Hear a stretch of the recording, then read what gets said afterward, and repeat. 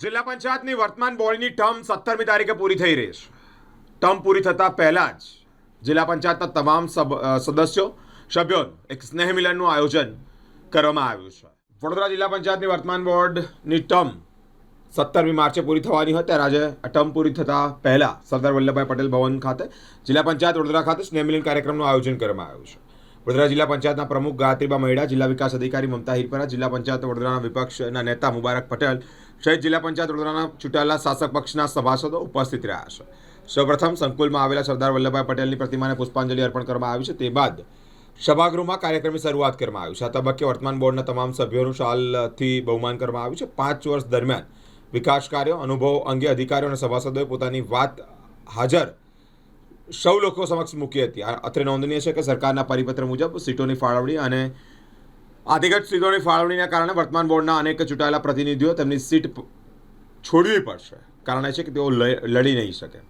આવનાર ટર્મમાં આ બોર્ડમાંથી કેટલાક લોકો પૂના જિલ્લા પંચાયત વડોદરાના સદસ્ય બનશે તે જોવાનું રહ્યું. આજે વિદાય લેતા બોર્ડના પ્રમુખ ગાયત્રીબા મહિડા, પૂર્વ પ્રમુખ અશોક પટેલ, વિપક્ષના નેતા મુબારક પટેલે આ તબક્કે પોતાની પ્રતિક્રિયા આપી છે. 5 વર્ષ દરમિયાન થયેલા અને મળેલા 7 સહકાર બદલ તેઓએ આભાર પણ વ્યક્ત કર્યો છે.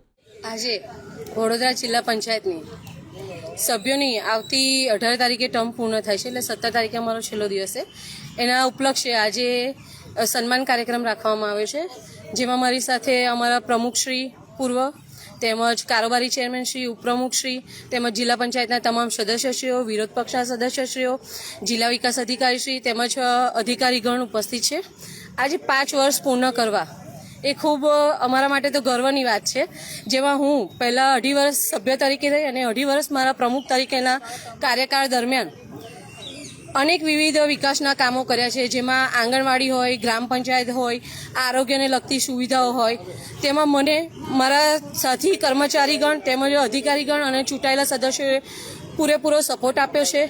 અને આવા જ વિવિધ કામો આવતી ટર્મમાં પણ બીજા જે ચૂંટાઈને આવશે એ પણ કરતા રહેશે. આજે ભારતીય જનતા પાર્ટીના મોવડી મંડળે એક મહિલા તરીકે મને જે પ્રમુખ તરીકેનું પદ આપ્યું એ એક મહિલા તરીકે તો મારા માટે ખૂબ જ ગર્વની વાત છે, જેમાં 2.5 વર્ષમાં મારી ટીમે પણ મને એટલો સપોર્ટ કર્યો છે, તેમજ જિલ્લાના વહીવટીતંત્ર દ્વારા પણ મને ખૂબ સપોર્ટ કરવામાં આવ્યો છે.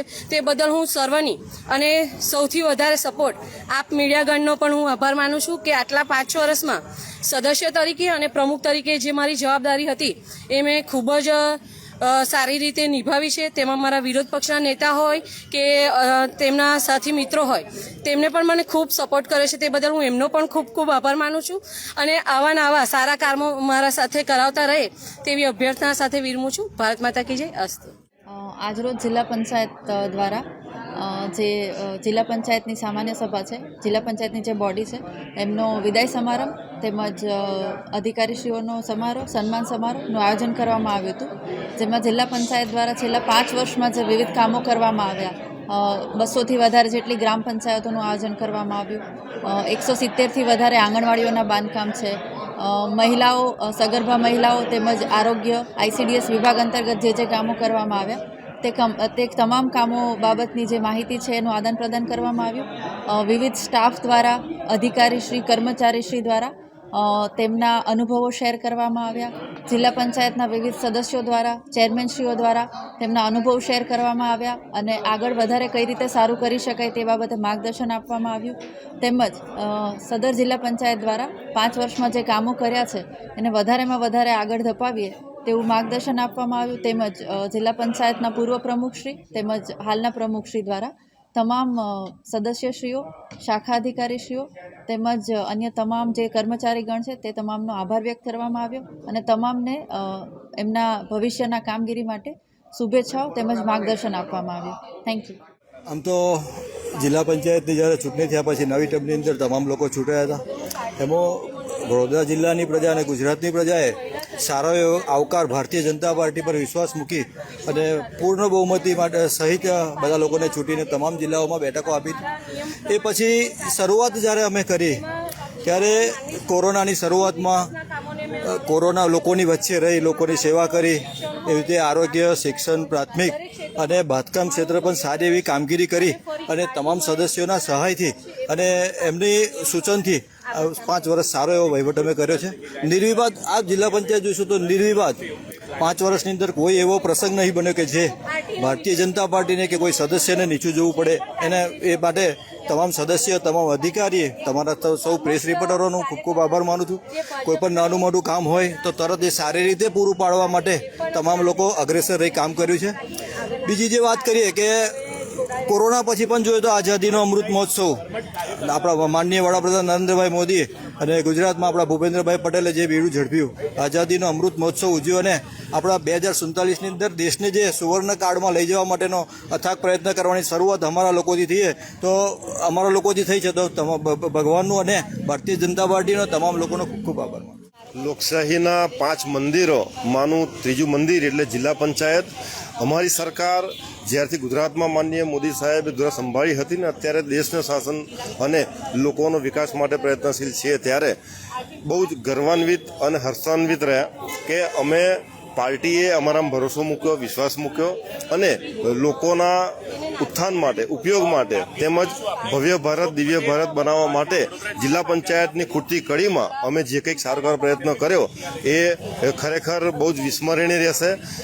આપ મીડિયાનો, ઘણા અમારા અધિકારી બંધુનો તેમજ તમામ અમારી ટીમનો ખૂબ જ સારો સહકાર મળ્યો અને આવનારા દિવસોમાં, વર્ષોમાં સાચા અર્થમાં વિકસિત ભારત બનવાનું છે, જેના આપણે બધા જ ગર્વ અને હર્ષથી ચાલક બળ છીએ. એ બાબત અમને અતિ આનંદ છે. રાજકારણમાં છીએ એટલે તો બધી જ વસ્તુઓ સહન કરવી પડે, પણ અલ્ટિમેટલી લોકોના માટે અને જન સુધી સાચા અર્થમાં પાર્ટીના સિદ્ધાંત પ્રમાણે છેડાના માનવીના ઉત્થાન માટે પ્રયત્નશીલ રહેવાનું, પોઝિટિવ પ્રયત્ન રહીએ એવું માનું છું કે મારી અંગત વિચારસરણી કોઈને અડવાનું નહીં અને નડવાનું નહીં.